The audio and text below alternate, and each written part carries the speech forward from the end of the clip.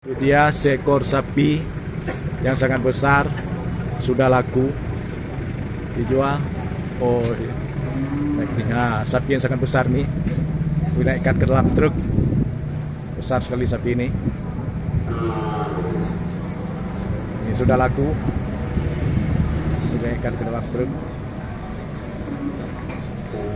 Sapi sebesar ini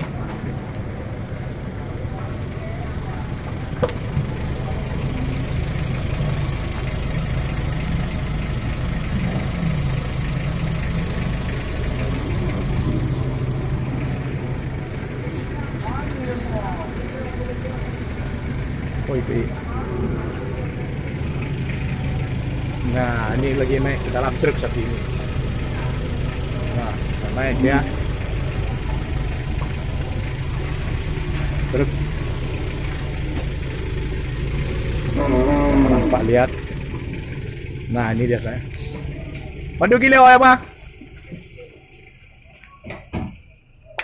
Nah, sapi ini sana besar sekali sapinya. Jadi dalam truk kecil kayaknya tidak muat. Begitu besarnya sapi.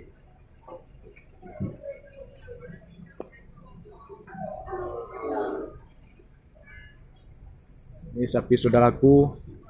Tak tahu nih sapi jenis apa, atau mungkin jenis limosin. Dek, apa demo yo limosin? Benteng, padu lagut. Padu kilo kira-kira ana. Dari itu. Ini dia apa? Oh, ditolak dia.